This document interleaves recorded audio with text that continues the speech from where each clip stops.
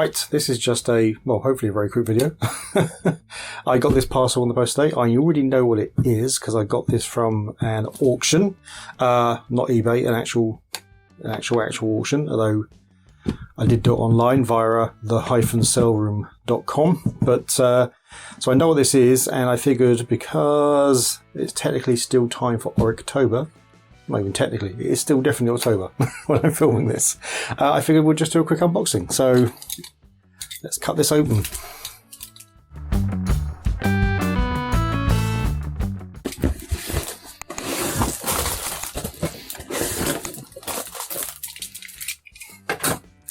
Discarded cardboard. Oh, okay, well the first thing, this is something we don't actually have already. It's good. So it's the Auric Atmos manual, which will also tell you what's about to come out of this box. Yeah, that's good. Don't own the manual for either of my Aurics, so it's good to have one. Yeah, and so this is of course the main event.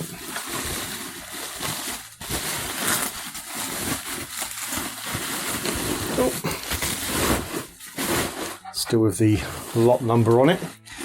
It's not bad, it's a little bit grubby here and there, but it looks to be in fairly good condition. Doesn't look like it's been opened. Yeah, it doesn't look too bad. It all looks fairly clean. Let's see if we can get this off. Oh yeah, that came off pretty easily. And this.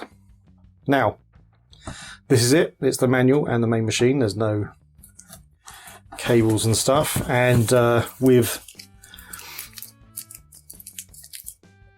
fees and delivery, end up costing £99. Still not a terrible price for an Auric, especially if it's working. I don't know that yet either. So anything else? That's sales invoice. Yep, that's it. So that's all there is. Right, so let's close this back up.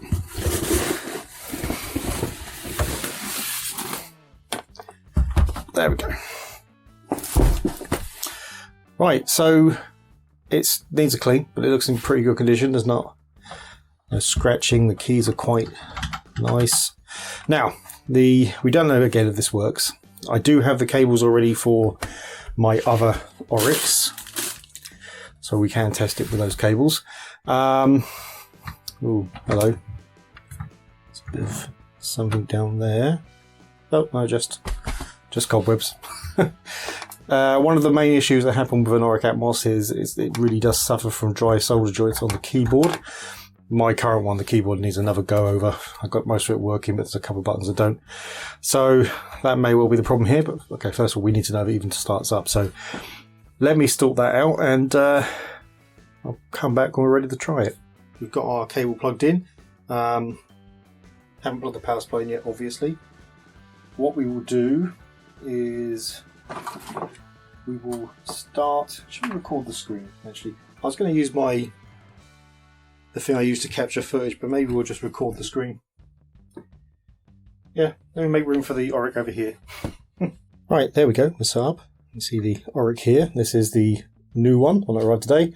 And all we've got to do is plug the power supply in and hope the OSSC is set to the right setting, and it's going to work. Of course, we don't know that. All right, it's on. Oh, got a back screen. There's something's happening. Yeah, that's not so good. So that looks like a memory problem. I will try powering it off and on again.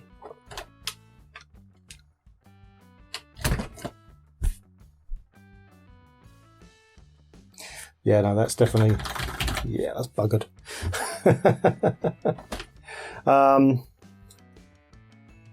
All right, well, it mostly works. I mean, it's another project, right? It's getting slightly worse all the time. I have seen this caused by really bad, if the solder joint's really bad. My previous one was doing this, and as soon as I fixed all the solder joints, it suddenly stopped happening. So there's a chance there's maybe some kind of grounding issue. Oh, that's getting steadily worse, isn't it? Let's we'll quickly switch to my actual working one. hopefully working. I mean, I'll admit I haven't tried it in a while. Alright, so let's try turning on my existing one. There we are. That's what it's supposed to look like. Right, so that's another thing on the repair pile then. I don't think it's going to be that bad, to be honest. The worst thing about the Tangerines, and I'll unplug this for now and I'll show you, is, well, the Atmos is at least anyway, is they've got this, you're going to autofocus, there we go. There's this, which is actually a metal plate which covers one of the screws, so you've got to take that off, and yeah, I've got to stick that back on. But because it's aluminium, it bends up a lot, which is a real shame because it never quite looks as good. That's probably a better way of doing it than I took it off, but I didn't want to risk heat and damage the case. Now, which I do want to do is remember how to use, I don't remember how to use the Erebus. The Erebus being kind of a solid state device here for the Auric.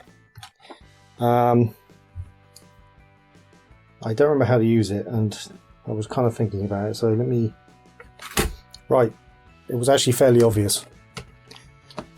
Let's power this back on. Let's hope the keys that I need to use are working. C-L-O-A-D, and then 2 speech marks. That did not work. That's not what I wanted to do. Go back, right. Just C-load on its own? Nope. Well, there we go. Hey, there we are. It worked. I'll just load anything up. Doesn't matter what. We're just testing this. There we go. Anyway, that's that. So yes, the new Auric we'll need to do some repairs on. Possibly memory, possibly it's just a grounding issue because of the keyboard. Don't know. Either way, I'm sure we can fix it, and yeah, I'll definitely work on that, and that will probably be an upcoming video at some point, I guess. Right, anyway. Thanks for watching. The present is horrible. The future looks bleak. Remember our childhood to get us through the week.